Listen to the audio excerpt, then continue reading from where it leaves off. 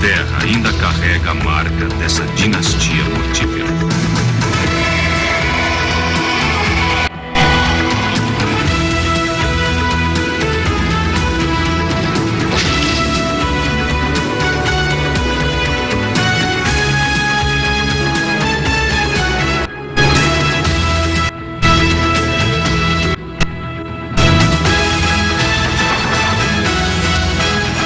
Mundo dos dinossauros. A terra que o tempo esqueceu.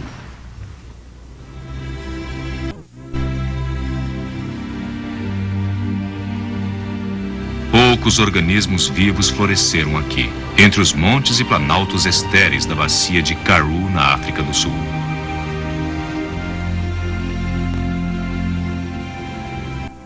Com quase 5.000 quilômetros quadrados de terra queimada pelo sol, este lugar está longe de ser o paraíso. Mas há 250 milhões de anos, aqui havia uma outra Karoo, com vida abundante. Esta era uma planície muito fértil, entrecortada por rios sinuosos e pântanos, e sujeita a inundações. Os verões eram longos e quentes, os invernos curtos e úmidos. Um dia, durante a estação chuvosa, um rio inundou as suas margens. Águas turvas derramaram-se através da planície, depositando areia e lodo em seu rastro. Finalmente, o rio voltou ao normal. Nas áreas mais baixas, a água da inundação se acumulou em pequenas piscinas e lagoas, atraindo a vida selvagem. Na semana seguinte, as piscinas se tornaram poças e a terra rapidamente secou. Mas não antes daqueles que viviam aqui deixarem suas marcas sobre os depósitos moles.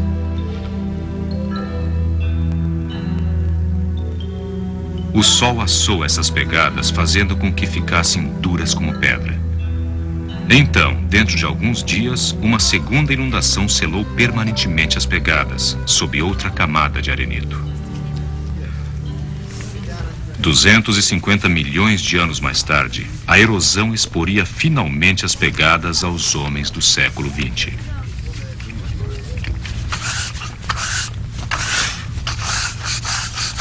Para o paleontólogo Roger Smith, do Museu da África do Sul, as pegadas são como instantâneos do início dos tempos. Elas mostram uma imagem rápida e fugaz do mundo logo anterior à era dos dinossauros. Estes sedimentos da planície inundada são tão finos que preservam a assinatura de seres que não habitam mais esta terra. Dos vestígios vagos deixados pelos vermes pequenos e escondidos, as pegadas largas de enormes e pesados animais.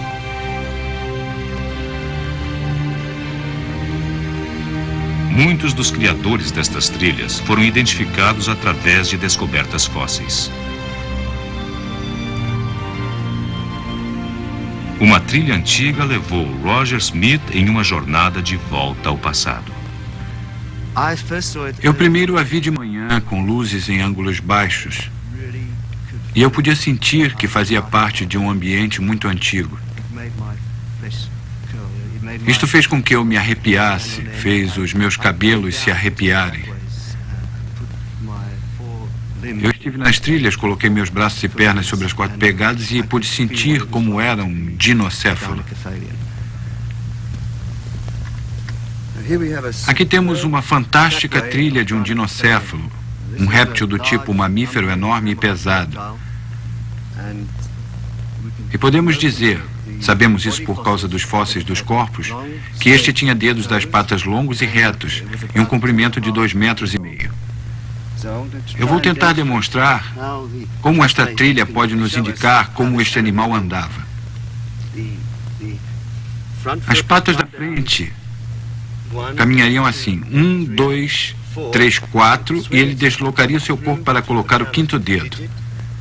E 1, 2, 3, 4, viraria seu corpo um pouco e colocaria o 5º dedo e continuaria. Embora tenha um nome parecido, o dinocéfalo não era um dinossauro, nem um ancestral dos dinossauros. Este é só um dos muitos répteis estranhos que viveram durante o período Permiano, que começou há 300 milhões de anos. Antes disso, a maioria dos organismos vivos havia florescido na água. Só os anfíbios e alguns répteis primitivos se aventuraram em terra sólida. Durante o período Permiano, tudo mudaria. Esta seria a Era dos Répteis. Eles evoluíram em incontáveis espécies que habitaram a Terra. Pela primeira vez, a maior parte da superfície da Terra estava colonizada. Poucos lugares preservam qualquer registro dessa época. A África do Sul é uma rara exceção.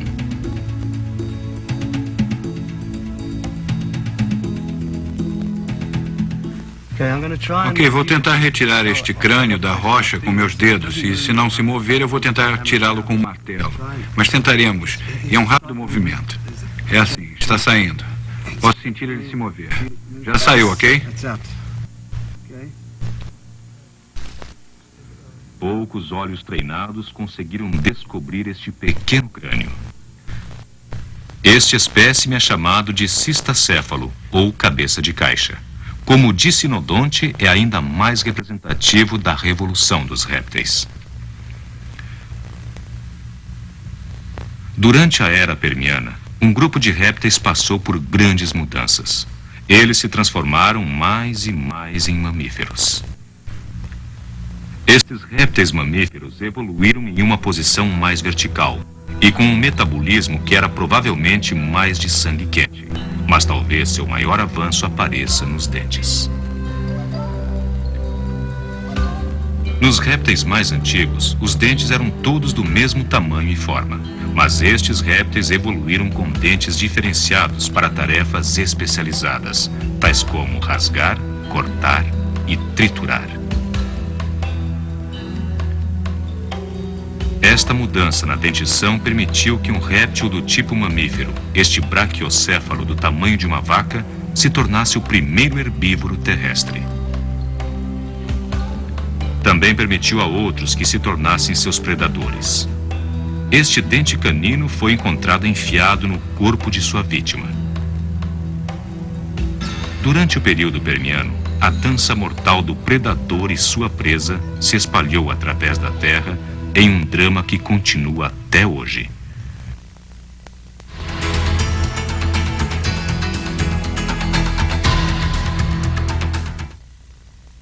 A primeira papinha. Na bacia Karoo, os répteis tipo mamíferos um dia reinaram supremos.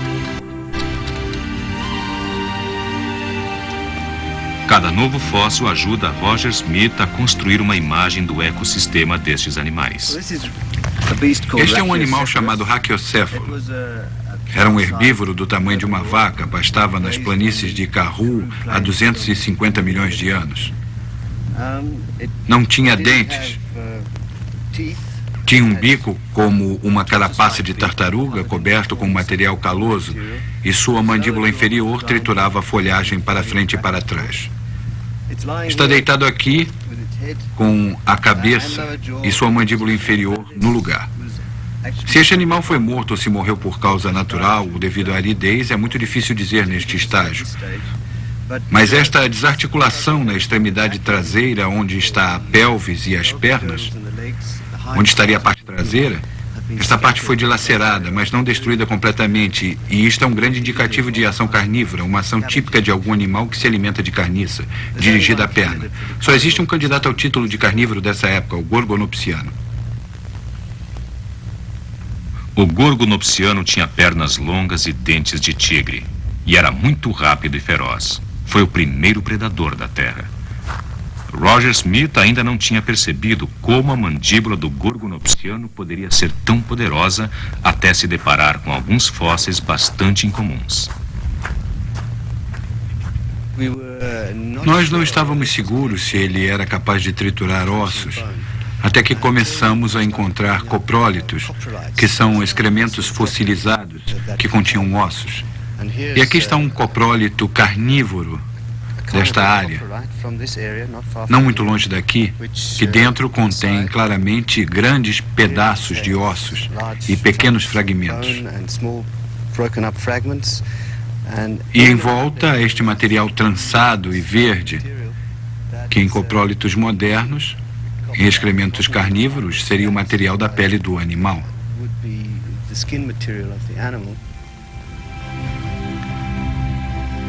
Os gorgonopsianos e sua espécie caçavam uma grande variedade de herbívoros, principalmente os dicinodontes, que existiam em abundância.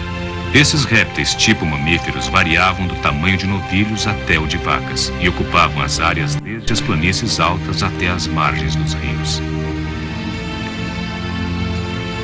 Algumas espécies de dicinodontes viviam em grandes manadas.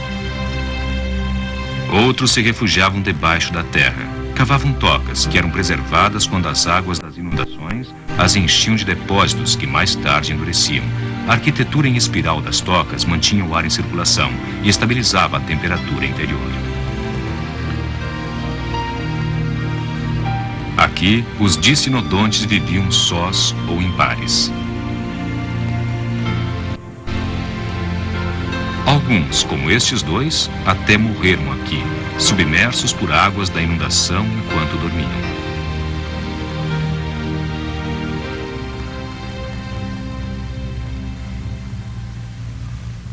As centenas de fósseis descobertos na bacia de Karoo se somam a uma contagem intrigante com relação ao período permiano mais tardio. Os herbívoros excediam em número os carnívoros em um percentual de 60:1.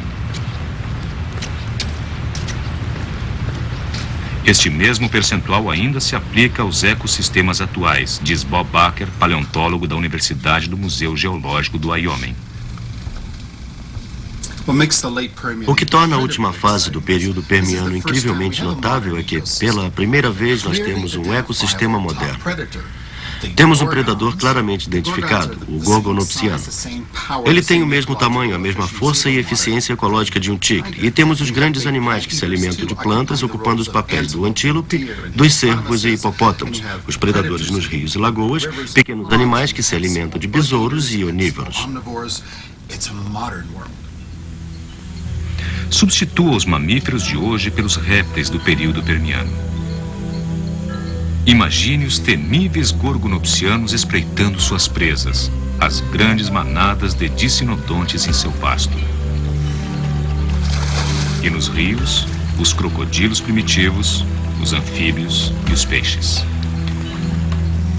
Através do tempo, o período permiano posterior reflete uma imagem espelhada do mundo vivo que conhecemos hoje, um ecossistema maduro em pleno vigor.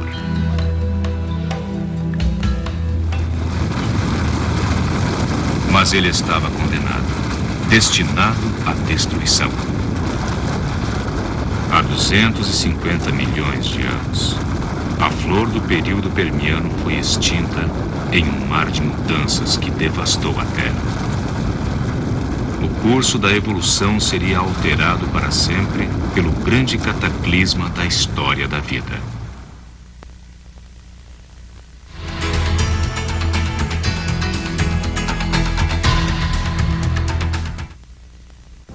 De inglés.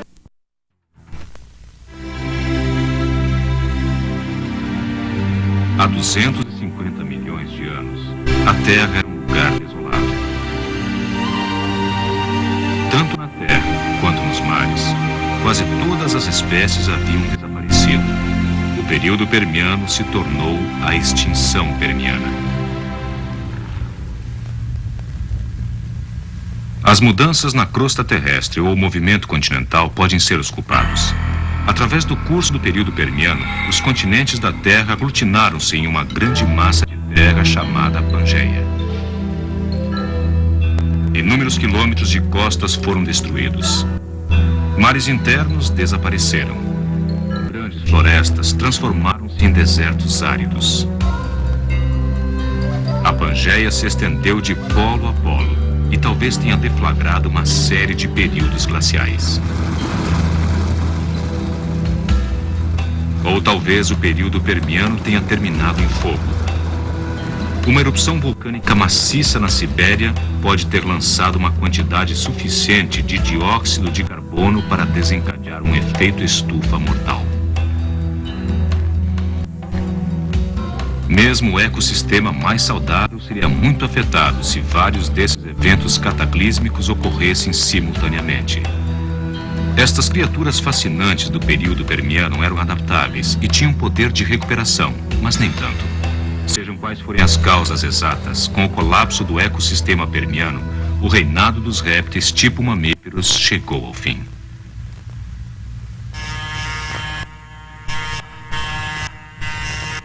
Mas um sobrevivente desse grupo teve um sucesso extraordinário, embora breve. Esta história permanece a favorita de Bob Baker. O que aconteceu durante o processo de extinção? Uma coisa fantástica e misteriosa, o interlúdio do listrossauro. Parece uma enorme mistura herbívora com uma cabeça.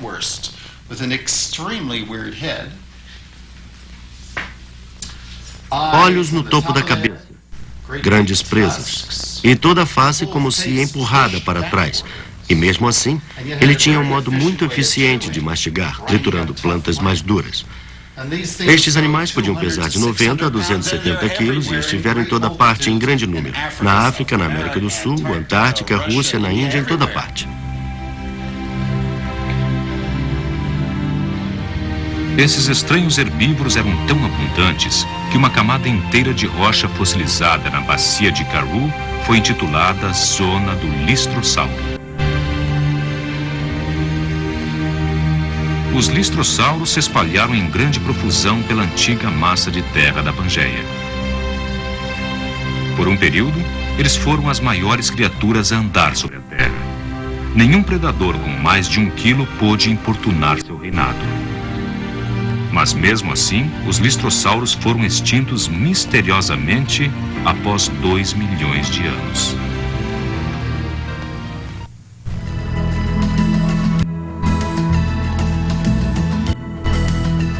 Talvez a era dos dinossauros nunca tivesse existido se não houvesse a extinção do período Permiano para abrir o caminho para esses gigantes. 95% da vida na Terra desapareceram e mesmo assim houve sobreviventes, o suficiente para fazer surgir não só os dinossauros, mas toda a vida na Terra hoje. Para Bob Baker, os sobreviventes e suas características particulares são a chave para a compreensão da verdadeira natureza da extinção do período Permiano. Ok, esta é a corrida evolucionária. Temos 3 competidores: o herbívoro de rápida evolução, o carnívoro de rápida evolução e o anfíbio, com sua evolução lenta, cabeça chata e sugador de lodo. Prontos para a largada? Preparar? Largar!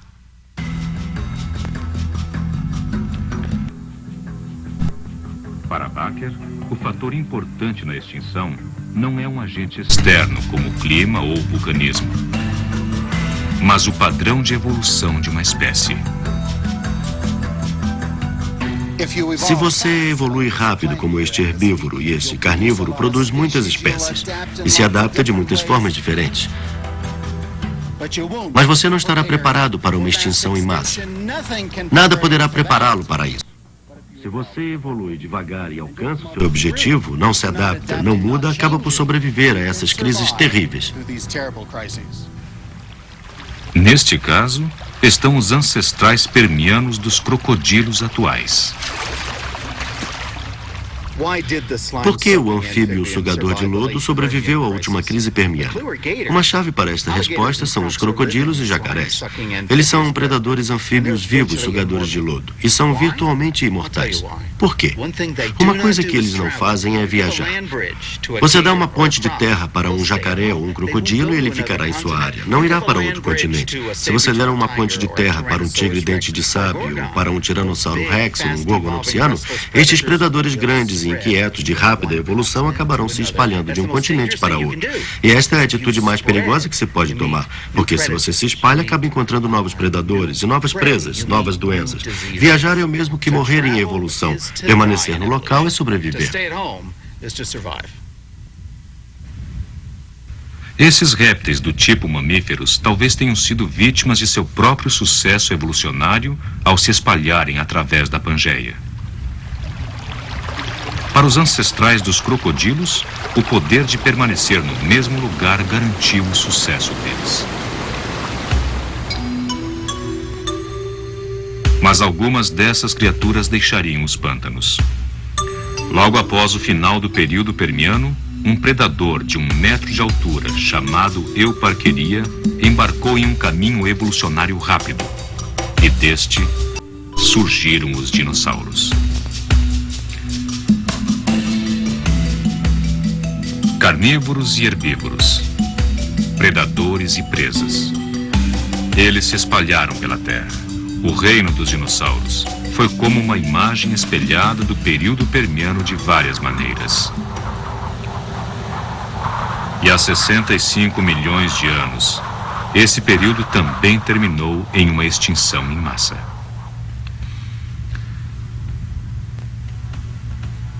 A bacia do Karoo está cheia de ossos de criaturas que desapareceram há 250 milhões de anos.